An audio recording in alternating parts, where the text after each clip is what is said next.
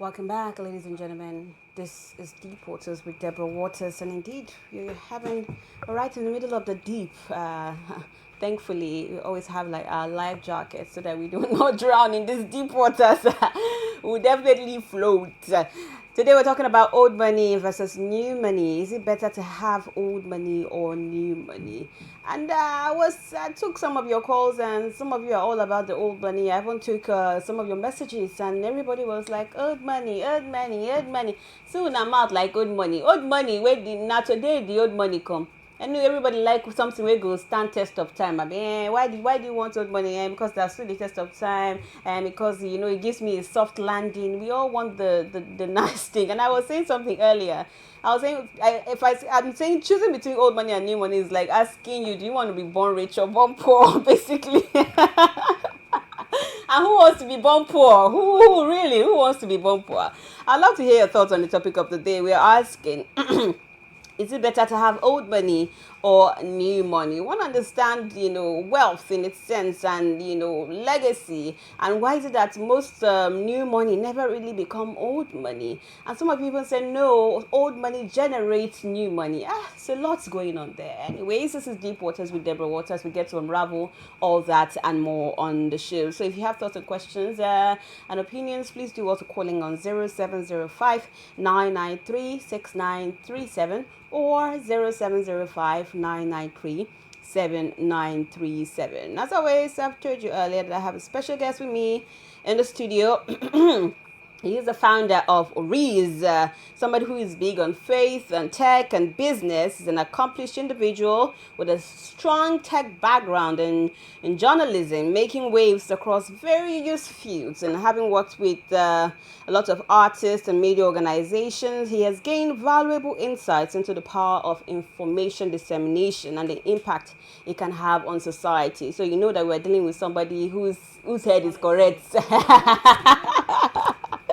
You know the funny thing, I was just scrolling through social media one day and I just saw this man just speaking funny. I said, hey, these are the people that have come. These aspire to retire people have come. Then I took a minute and listened to exactly what he was saying. I was like, wow, this is such a brilliant fellow. This is such somebody who is worth coming on Deep Waters with Deborah Waters. He's the founder of Oriz, a health tech platform powered by AI and blockchain, and aiming to improve the access and efficiency in health and wellness services, ultimately contributing to the well-being of individuals across Africa and beyond.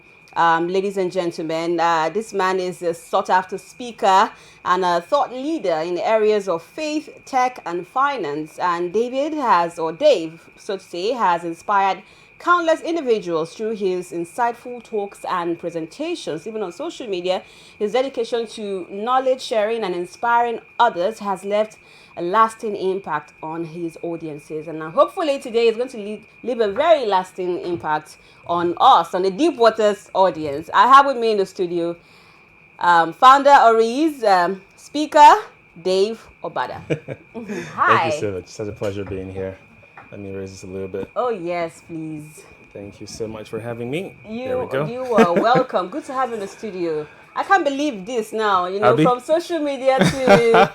Such an live interesting world. Like, I can't wait for you to just, break it really down for us. Good to have you in the studio. Thank you for having me as well. Thank you so much. It's not easy to be very consistent on social media My these dear. days, giving knowledge, free knowledge, actually, We try our best to. I know sometimes I look at your content and I'm like, this guy must be a reader, to get all of this knowledge, you must be a deep thinker, you must be a reader, definitely. To a certain degree, yes, we try. Yes, we try. Thank you. We are all being humble now. Yeah, we try.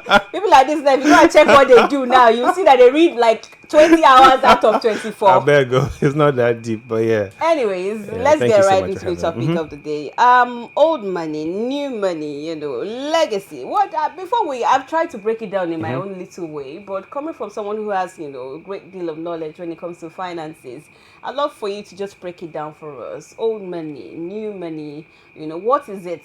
And why should we even be talking about it? Yeah, I think the audience typically have a general perspective as to what these things mean.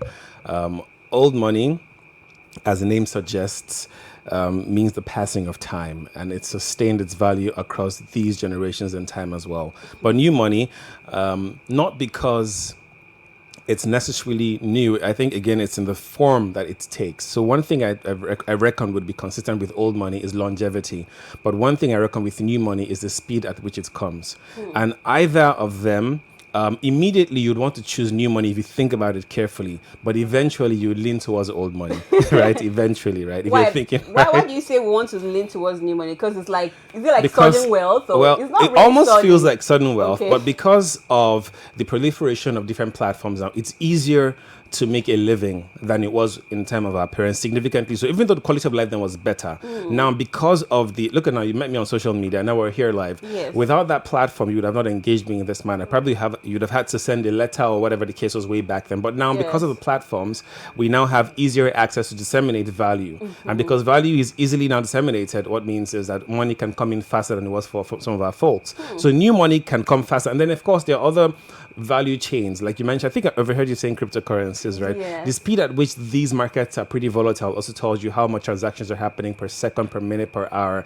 Back then, our parents did not experience this level of volatility. But because of the invent of new technology, the blockchain, whatever the case is, now it's faster to make money than it was before, but it's also faster to lose it, right? And that's why you eventually would tilt. If it rises to the top as fast, people typically will say that it's better for you to be a ladder than be a comet, because if you're a comet, you're going to fall, right? But if you're a ladder, you're sustaining each level that you climb to. Yes. So old money speaks of longevity, new money speaks of speed, right? Typically, so that's how I could just put it. Okay, so when you say longevity, what's the number of years? Like if somebody is here thinking, okay, my grandfather had money, am I old money or new money? Like how long or how many generations does he have to? To be fair, the amount of new money we have in Africa or Nigeria is not as much.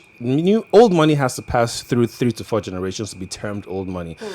Value has to be maintained across 3 to 4 generations. Wow. And there are several cadres when it comes to old money. The first would be the foundation. There's always one person who's the patriarch of the Mataya who is able to sacrifice himself to birth a new level of financial accomplishments, right? So he becomes some sort of the zenith.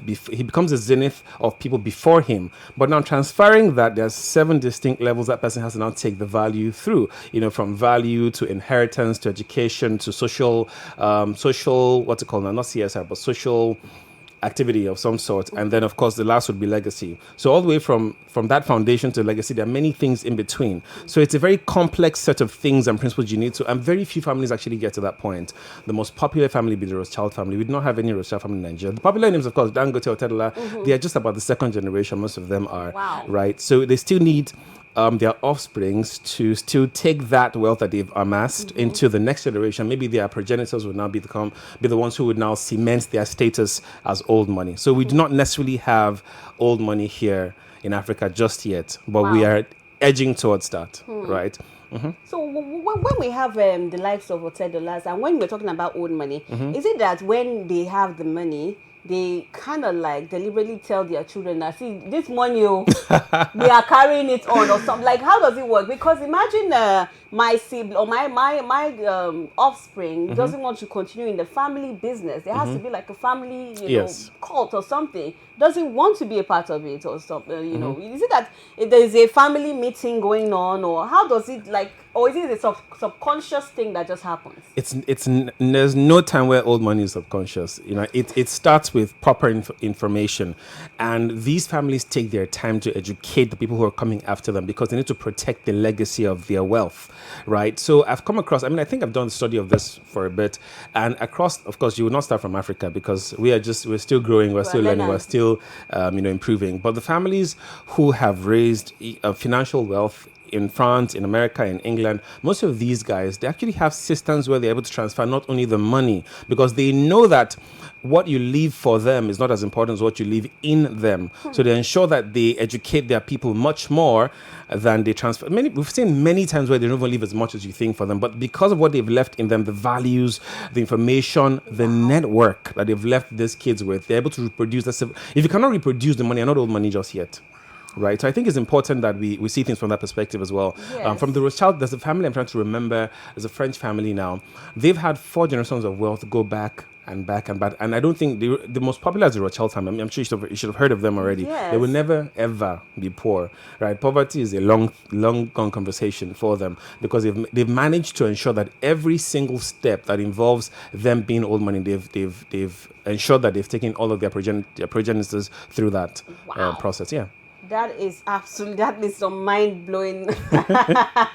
So it's not just the birth of offspring; it's also a birth of mindsets, basically. Yes, old money literally it's a mindset. I'm trying to remember the name of this particular guy way back then. I can't remember his name now, but as we continue, the name will pop up again. Yes. So which would you say is better? Now I know you've given us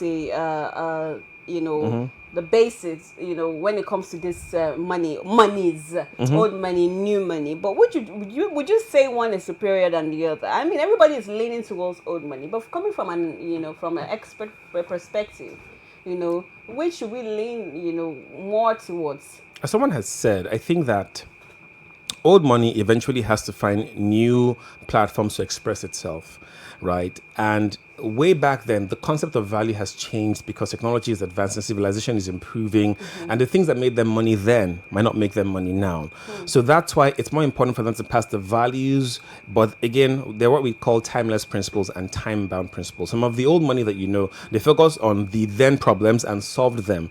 But then there are principles that transcend beyond that time, which are now timeless, which we, the new money, need to learn and glean from. So essentially, hard work will never go out of style, right? People will say hard work, smart work. If you like, don't work hard, stay there, right?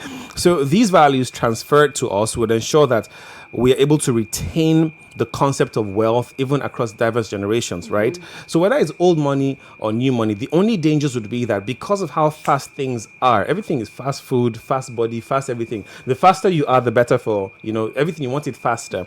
So in the speed, a lot of wealth can also be lost. And that's where the principles are now cement your position as old money now comes into play. So things like network so old money is not just money.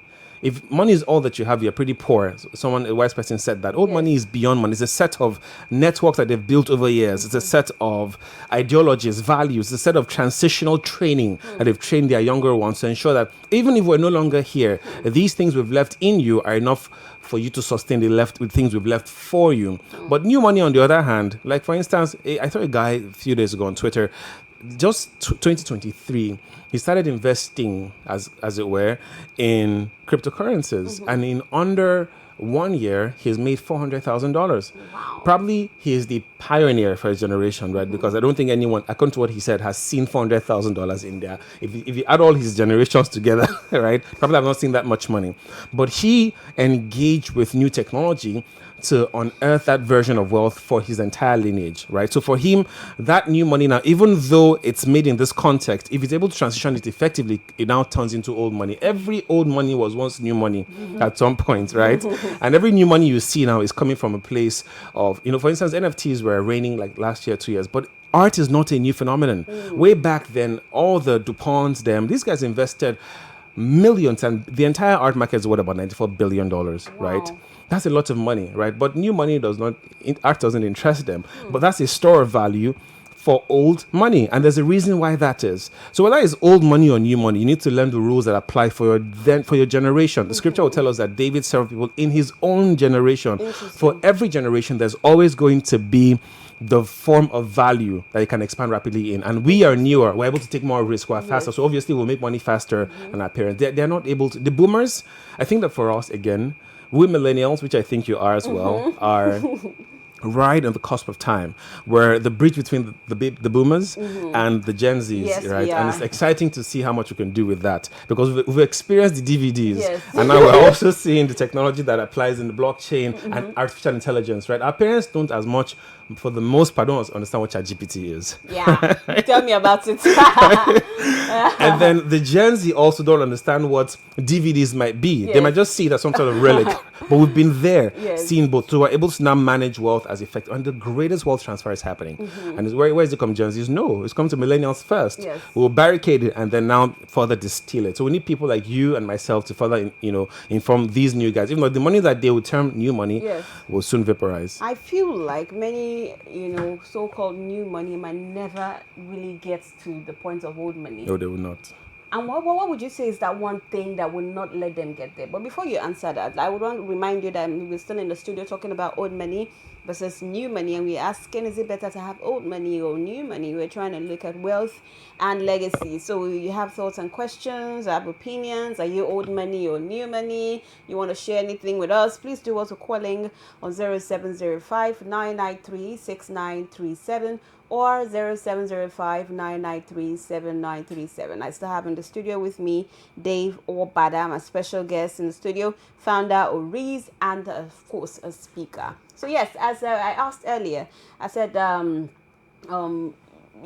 what is going to be that one thing that would not let most, new money, eventually become old money? When we say one thing, I think it's a set of things actually all combined together. Because of the speed with which the money is being made now, there's also the need, obviously, like I heard you say that new money wants to show off, right? I thought you said you did not hear anything. I could hear bits and pieces here and there, you heard so late, you heard quite a lot. I heard here and there, I was trying to strain my ears to hear you. And that's the truth. Because I think that old money in itself has found a way to hedge their wealth. But the sad reality for old money also is if they don't adjust to changing times, they would also fall out, right? Because again, they cannot live forever now. You have to transfer that position to somebody else. Yes. So for instance, I saw something the other day that hedge funds are beginning to lose their hold because now they're finding that the interest that hedge funds are giving are too low to sustain their wealth through inflation. Because you must ensure that whatever you're earning is able to beat inflation, even if it's 1 to 2%, right? Now, new money on the other hand, things are faster.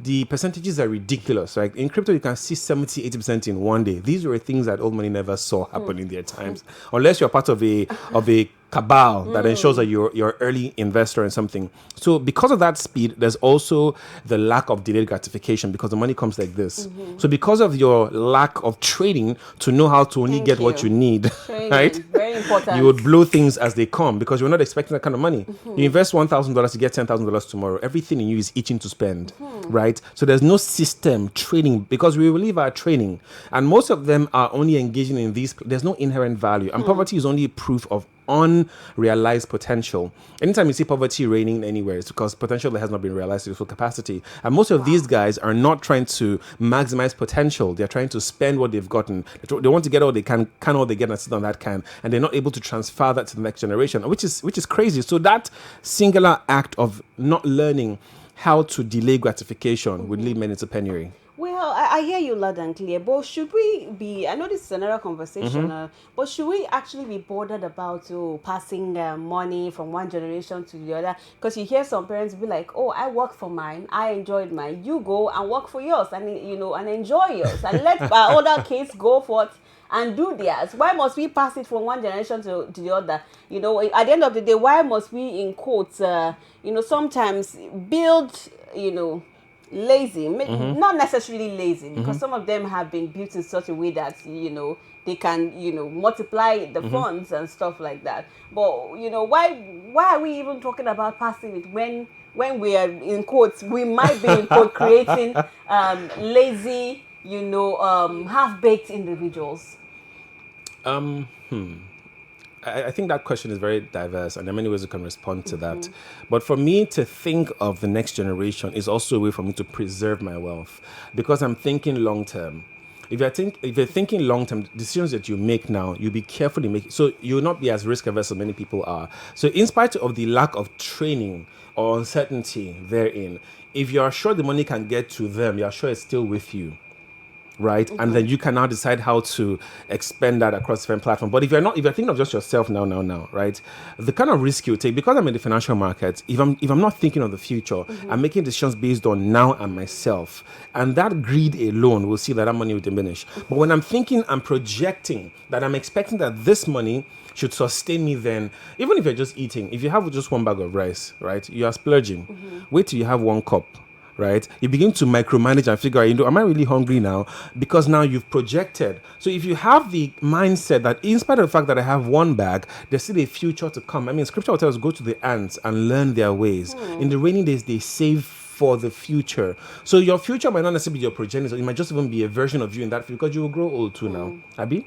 And if you see wealth across the different generations that he has passed by. There's a reason why they do things the way that they do things. The first foundation of wealth is the first level of old money is usually foundational, where one person breaks through.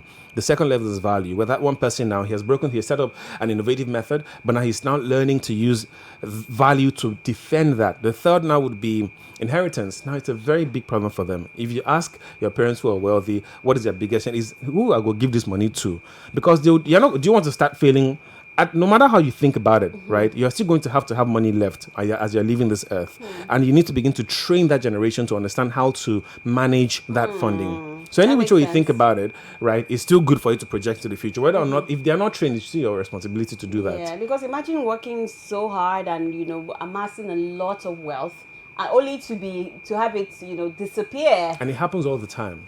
It happens all. We've seen first money guys. That's first money, right? And then we've seen many new money guys who make the money and then their kids squander it all the time through drugs, through or whatnot, because there's no value system. Someone like Arnold, the wealthiest guy, I think he's the wealthiest guy right now, Seb, the fashion mogul, right? Okay. Do you know that this gentleman teaches every week? He teaches his children how he got there, so that there is a value transfer beyond just giving them cash. They are learning the things that brought the money and the things that would also keep the money and the things that will make the money last longer.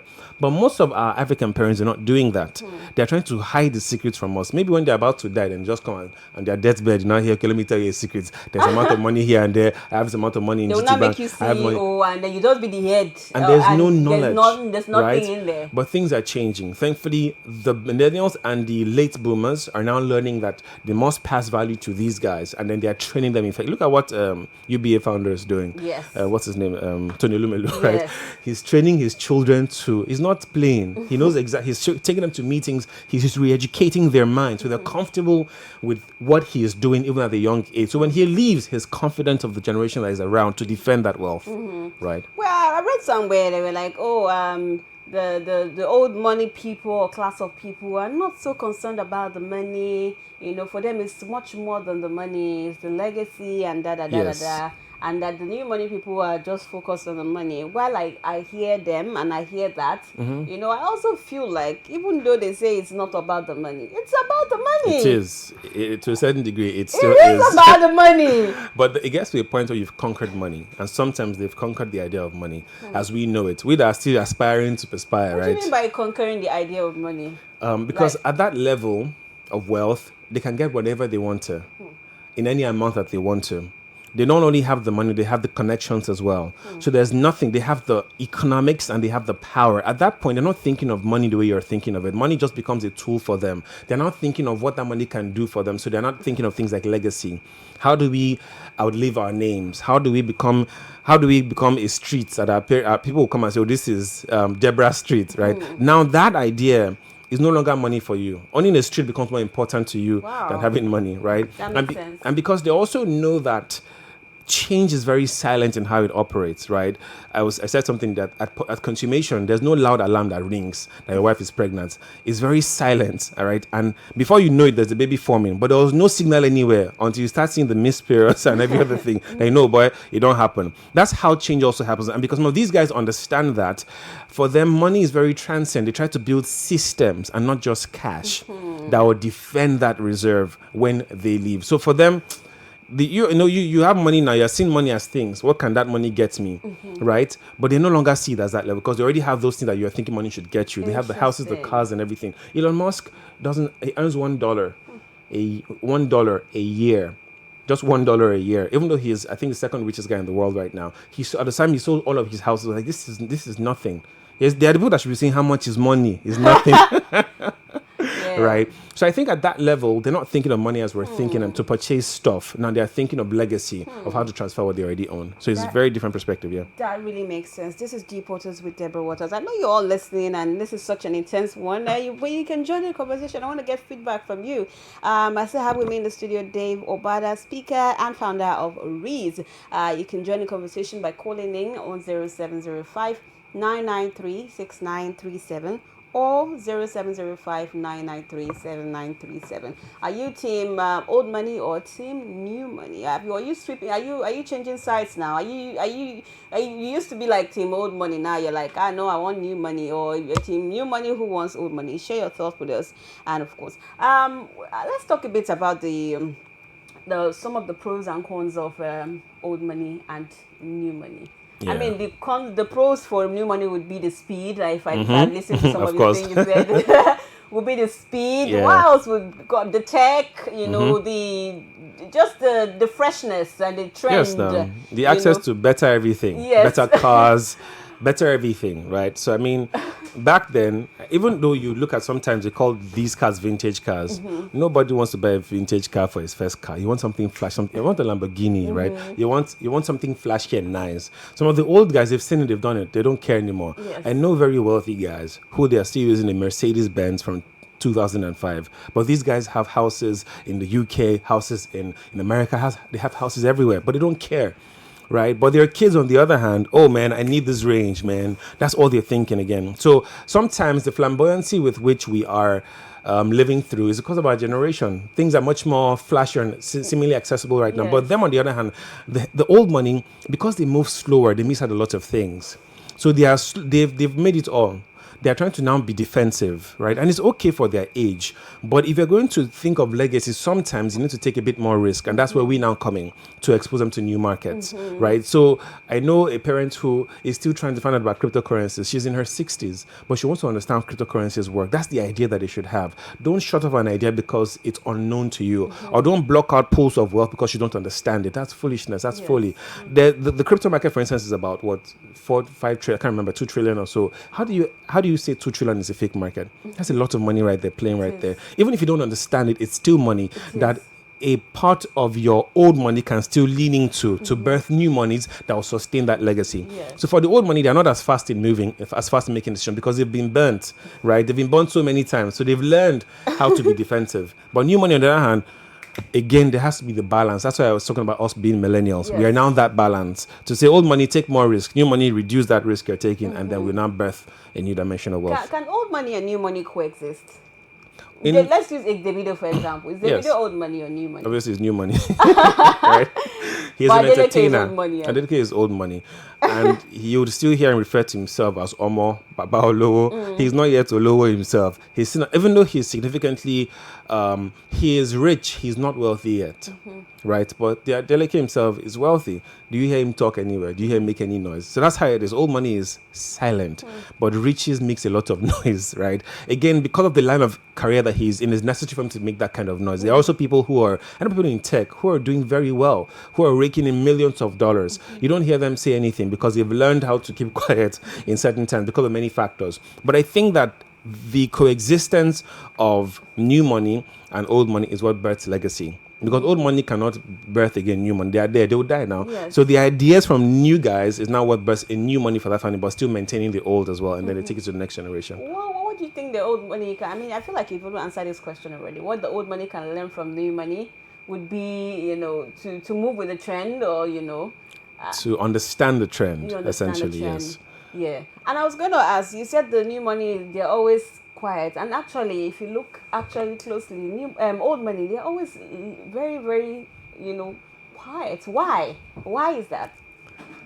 Because you see, many of the times... I feel like you're old money, Dave. I'm not old. Amen. I like the prophecy. You're We'll get usually there. quiet. Well, some of us, our personalities are like that because also it's not necessarily about age. Some of us are the first persons to attain certain levels of wealth in our entire lineage. And because of the pressure and the sacrifice we've had to take, we've been burnt, we've been bitten, we've lost a ton of money. And because of that, we're now careful in how we move. So because of some of those experiences, you're not going to be as loud. When you see somebody who is loud making up and down, they've not lost money. Wait for it. It's coming. It's waiting for you in front. By the time, I'm not talking of 1 million, 2 million. By the time you lose like 100 million, 200 million, you will be calm because now you're thinking straight. right? You've risen to the zenith of what you think is what for your age, and then it crashes before you. You will now have to start building gradually. That's when you begin to learn properly the rules of the game. At that level, you are still practicing. It was just a mirage, right? Money would always come back to the version of your mind at every point. I always use this narrative. I'm wearing something. You're wearing something pretty nice. Take this thing you're wearing right now and give it to a mad woman.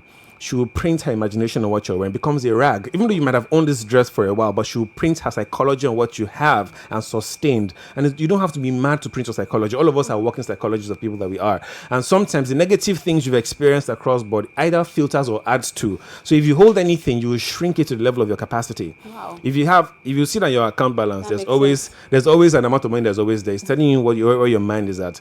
If you receive 10 million, it will shrink it back to where your mind is comfortable being reaching. If it's 1 million naira, you come back to, if let me give you 100 million, you shrink back to that 1 million. Wow. Right? And it's important that we understand that. That is very deep. Let's just take one more caller before we go. Hello. I think I might have lost that call. Please do well to call back. I have just a few minutes to end the show. Please, you have thoughts and questions. Please do well to calling on 0705 993 6937 or 0705 993 7937. You have thoughts and questions. Please do well to call back. Let's take a caller. Hello. Hello. Hi. Hello. Hi. Hello. What is the economic can it affect the new money, the economic situation? Is it the lifestyle? Is it the one that affect the new money that will not make the new money to grow now? People that are making money. Okay. All right. Thank you, Olawale. I appreciate it. That's a very nice question. But the interesting reality is economic situations have always been there. They are not going anywhere.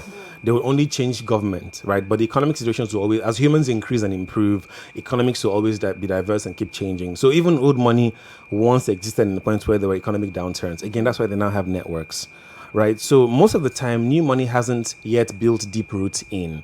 So that when they are seeing the fruits, the roots are not deep enough. So if you cut that branch off, there might not be a growth again. But old money have built in deep roots. In spite of the economic shambles, the government policies, they've built deep enough roots that nothing shakes them, right? And that's where new money might miss it. So yes, of course, economically, new money can be impacted. So for instance, you were earning 1 million naira sometime 2 years ago. With the current valuation against dollar, naira, inflation, your 1 million naira can no longer buy you what it could buy you a few years ago, right? But at old money, they've built systems that are not dependent on only one economy alone. Yes. They've diversified their portfolio. That's the fourth level of growth for old money. They know how to diversify their portfolio, not only across industries, but across countries as well. That's why you see them at that point. The Rothschild family, the what's it called? There's this popular one, Seth, the mobile guy. What's his name? Rockefeller, John D. Rockefeller. Yes, he's been able to distribute his value across nations, right? All the corporations you see, Total, Shell, they started by one person. Mercedes. If you go out, you see Mercedes, it was one person's idea, but they've built systems to ensure that in spite of their idea, the government cannot limit them. How can we encourage, finally, how can we encourage mindsets that, that allows wealth to cross generations? Because I feel like even when we go back, I don't know if it's a school thing now or a family thing or a societal thing, when we go roundabout, it just feels like we're not actually prepared for old money. Even new money said we're barely struggling. Yes, old money is one word: management. They have built networks that allow for them to manage their wealth. New money, on the other hand, they focus a lot more on making the money, not managing it, or they just stumble into management. Right. So if we don't build systems that go beyond teaching people how to make money, if you go across everywhere now, make money doing this, make money doing that, e-commerce, cryptocurrency, trading, whatever, tech, all these are systems that help you make money. But wealth is first learning to make it. Number two, learning to manage it before you multiply it. Most people are learning to just make and multiply. You're missing the very vital component called managing it first. Wow. Right. So I think old money really is management. And if we don't teach and build systems that helps us to learn these, and there are many asset management companies around that you can learn a thing or two from. There are many videos on the University of YouTube you can learn a thing or two from. So if you are unaware, it's not because information is not there, just lazy to find it. So first, master how to make it. Leave the survival mode. When you start living, learn how to manage it before you now start thinking of multiplying. really beautiful. The MMM finally. I Exactly. thought they said we should not do MMM. But Dave is telling us to go and do MMM now. This is the real MMM. Do this one.